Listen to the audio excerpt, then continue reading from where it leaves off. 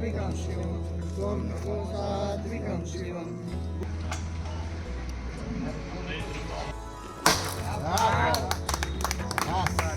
मी आता कोल्हापुरातील ऐतिहासिक जयप्रभा स्टुडिओमध्ये आहे. खरं बघायला गेलं तर आज या जयप्रभा स्टुडिओमध्ये एका ऐतिहासिक चित्रपटाची शूटिंग सुरू झालेलं आहे. खूप कलाकारांच्या भावना आता सुखद आहेत. जेव्हा आम्ही स्टुडिओ चालू असताना पाहिलेल्या रूम्स होत्या, तो जो स्टुडिओ होते ते फ्लोअर होते ते पाहिले, तेव्हा जेव्हा पुन्हा इकडे आलो तेव्हा अक्षरशः डोळे भरले होते आमचे की तोच हा स्टुडिओ आहे का. त्यानंतर आम्हाला आत यायलाही परमिशन नव्हतं आणि 13 वर्षानंतर इथं आत पाऊल टाकल्यानंतर जे काय अनुभवलं ना ते काही वेगळंच होतं. ह्या सगळ्या दिग्गजांचं इथे वास्तव्य होतं. दादा कोंडकेंसारखी जी मंडळी त्यांनी इथे काम केलेल्या. आणि हे सगळं 13 वर्षानंतर घडतं ना पिक्चर, तिथं सांगण्यासारखं नाही. मी आता अंगावर हे होतं असं वैषम्य असं वाटतं की ह्या सगळ्या वास्तूचं जतन व्हायला हवं. हे कुठेतरी पुढे हा वारसा चालू राहायला पाहिजे. आ आ आई येस ब ब बदक क क कणीदार ख ख खमंग ग ग गोकुळ तू हा. अगदी घरच्यासारखं कणीदार खमंग म्हणजेच गोकुळ तूप. दर्शको नमस्कार, के न्यूजमध्ये आपल्या सगळ्यांचं मनापासून स्वागत आहे. मी आता कोल्हापुरातील ऐतिहासिक जयप्रभा स्टुडिओमध्ये आहे. खरं बघायला गेलं तर आज या जयप्रभा स्टुडिओमध्ये एका ऐतिहासिक चित्रपटाची शूटिंग सुरू झालेलं आहे. शुभ मुहूर्तावरती आज नारळ वाढवून इथं शूटिंग सुरुवात झालेली आहे. काय सांगाल, कलाकार म्हणून या जयप्रभा स्टुडिओमध्ये शूटिंग सुरू झाल्यानंतर प्रतिक्रिया काय आहे? खूप खूप भारी वाटतंय, कारण एवढ्या वर्षानंतर जो स्टुडिओ सुरू झालाय, खूप कलाकारांच्या भावना आता सुखद आहेत. त्यामुळं सगळ्यांचंच मी मनापासून आभार मानतो. सर नमस्कार, काय सांगाल एकंदरीत पिक्चरचं नाव न सांगता किंवा काय नेमकं ऐतिहासिक चित्रपट असणार आहे त्याच्याबद्दल काय सांगू शकता? कन्सेप्ट विषयी काय खरं तर ओपन करणं पॉसिबल नाही सध्या. काही प्रोडक्शनचे रूल्स असल्यामुळे आम्ही ह्या गोष्टी थोड्याशा बाधित हे करत आहोत, बंद ठेवत आहोत.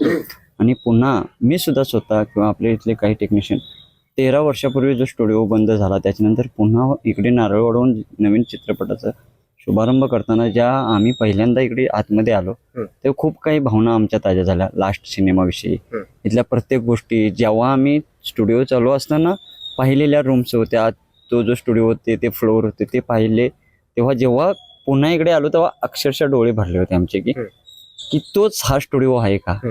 त्या सगळ्या घटना सगळ्या आठवत होत्या खरं तर. पण आता हे सगळं बघितल्यानंतर असं वाटतं की पुन्हा त्याच ऊर्जेनं त्याच सिच्युएशननं जो आमचा पहिला स्टुडिओ होता 13-14 वर्षापूर्वीचा पुन्हा तसा रिन्यू व्हावा. I hope.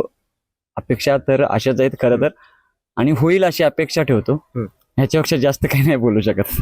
सर नमस्कार, काय एकंदरीत सांगाल की आज पिक्चरचं शूटिंगचे शुभ मुहूर्तावरती नारळ वाढवून आपण या ठिकाणी ही सुरुवात केलेली आहे, प्रतिक्रिया काय द्याल? आनंद वाटतो की ज्या वास्तूला खूप मोठ्या मोठ्या महनीय व्यक्तींचे पाय लागलेले आहेत.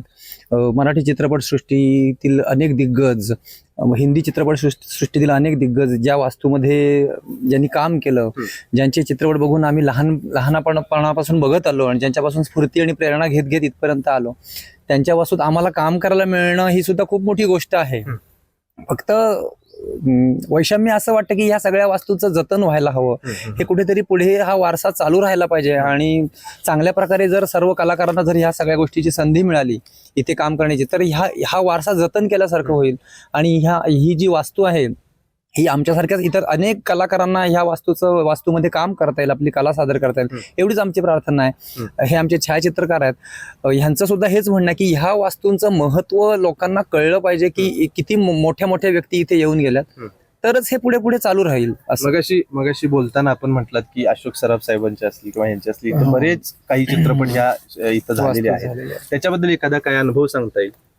अनुभव इतके तर आम्ही मोठे नाहीत, आम्ही लहानपणीच त्यांचे चित्रपट बघत मोठे इथपर्यंत आलेलो आहोत, लहानपणापासून बघत. त्याच्यामुळे तेवढंसं आम्ही सांगू नाही शकत इतक्या मोठ्या कलाकारांबद्दल, पण ऐकून आहोत की लता दीदी, अशोक सराफ किंवा राज कपूर साहेब किंवा स्वतः भालजी ह्या सगळ्या दिग्गजांचं इथे वास्तव्य होतं. दादा कोंडकेंसारखी जी मंडळी त्यांनी इथे काम केलेल्या, जयश्री गडकरताई, सुलोचना दिदी किंवा आपले चंद्रकांत सर, सूर्यकांत सर, या सर्वांचं ह्या वास्तूला हे लागलेलं आहे. अस्सल मराठी मातीतला जो सिनेमा आपण जो म्हणतो, कोल्हापूरला अख्ख्या महाराष्ट्राचं सांस्कृतिक केंद्र म्हटलं जातं. आणि इथे मराठी इंडस्ट्री सुरू झाली इथून, तर त्या वास्तूमध्ये आम्हाला काम करायला मिळते. आणि आज इतक्या वर्षानंतर आम्हाला इथे चित्रपट करण्याची संधी मिळते. आमच्या सारखेच अनेक कलाकार आहेत की जिथे ज्यांची इच्छा असेल की या वास्तूमध्ये काम करावं. तर मला असं वाटतं की ह्याच्या पुढे सर्वांसाठी ही संधी खरं मिळाली. बघायला गेलं तर कोल्हापूरला कलापूर म्हणून ओळखलं जातं. एक वेगळी ओळख आहे कोल्हापूरची, संस्कृती एक वेगळी आहे. आणि ह्या मातीमध्ये ही बंद पडलेली जी काही हे होती ती आता परत एकदा नव्यानं सुरू झालेली आहे. कलाकार म्हणून एक चांगली सुखद भावना आहे, जसे सरांनी सांगितल्याप्रमाणे. पण आज या चित्रपट हे सुरू करताना आपण छायाचित्रकार हा चित्रपट सुरू करताना या चित्रपटाचे आपण छायाचित्रीकरण करताय, तर तुमची भावना काय सांगा? पहिली गोष्ट म्हणजे मला ह्या वास्तूमध्ये येण्याची संधी भेटली आणि इथे पाऊल टाकण्याची संधी भेटली. कारण आमचं हे नशीब पण नसतं की ह्या गोष्टी आम्हाला कोल्हापुरांनी दिलं आणि आज आम्हाला त्यातून काम करण्याची संधी मिळते. तसंच मी अजून असं सांगेन की ही वास्तू जी आता यंग जनरेशन आहे आणि तुम्ही जर चांगल्या परीने पुढाकार घेतला तर पुढील जे कलाकार आहेत त्यांना एक चांगलं एक व्यासपीठ निर्माण होईल त्यांच्या रंगभूमीत. तर एवढीच इच्छा राहील की ह्याला सगळ्यांनी सपोर्ट करून कुठेतरी चालू ठेवा. मागच्याच वेळेला बघायला गेलं तर या ठिकाणी एका सॉन्ग चित्रीकरण झालं होतं. आज बघायला गेलं तर चित्रपटाची सुरुवात झालेली आहे. ही एक वेगळी सुरुवात आहे, याच्याबद्दल काय सांगा? नाही, मी तुला सांगतो, ह्यामध्ये मी बरोबर 13 वर्षी काम केलं. 13 वर्षापूर्वी CID हिंदी CID केलं होतं. त्यानंतर आम्हाला आत यायलाही परमिशन नव्हती. आणि 13 वर्षानंतर इथं आत पाऊल टाकल्यानंतर जे काय अनुभवलं ना ते काही वेगळंच होतं. काल रात्री आम्ही खूप वेगळ्या ठिकाणी शूटिंग केलं आणि हे सगळं 13 वर्षानंतर घडतं ना पिक्चर, ते कसं सांगण्यासारखं नाही. मी आता अंगावर हे होतं असं की कालपासून आम्ही सरांनी वगैरे, सर आहेत मुंबईचे वगैरे, खूप वेगळा अनुभवत आहे आम्ही. आणि परवा संग्रामचं गाणं केलंय, त्यानं सुरुवात केली, आम्ही फक्त हातभार लावतोय, एवढंच आहे. आणि असं मला असं वाटतं की आता इथून पुढे न थांबता हे स्टुडिओ असाच सुरू राहावा आणि ही देखभाल चांगली व्हावी. खरं बघायला गेलं तर कोल्हापुरातील कलाकारांच्या दृष्टिकोनातून हा जे क्षण आहे हे खूप महत्त्वाचे आहेत. आपण बघत असतोय सोशल मीडियाच्या माध्यमातून जयप्रभा स्टुडिओवरती अनेक बातम्या आल्या, अनेक घटना घडल्या आणि ह्याचे भरपूर अशा पद्धतीनं, वेगळ्या पद्धतीनं ह्याचं राजकारण सुद्धा झालेलं बघायला मिळालं. पण आज त्या गोष्टींच्यावरती न बोलता कलाकारांच्या दृष्टिकोनातून ही एक चांगली गोष्ट झालेली आहे. आणि या जयप्रभा स्टुडिओमध्ये बघायला गेलं तर आता चित्रपटाचं ही सुरुवात ही अशाच पद्धतीनं पुढे राहील अशी एक भावना, असे एक मत या कलाकारांनी इथं मांडलेलं आहे. तुर्तास तरी या व्हिडिओसह मी इथं थांबतो. KK न्यूज चॅनलसाठी कॅमेरामन वैभव पाटीलसह मी अभिजित. धन्यवाद. अशाच नवनवीन अपडेट पाहण्यासाठी आमच्या KK न्यूज चॅनेलला सबस्क्राईब करा.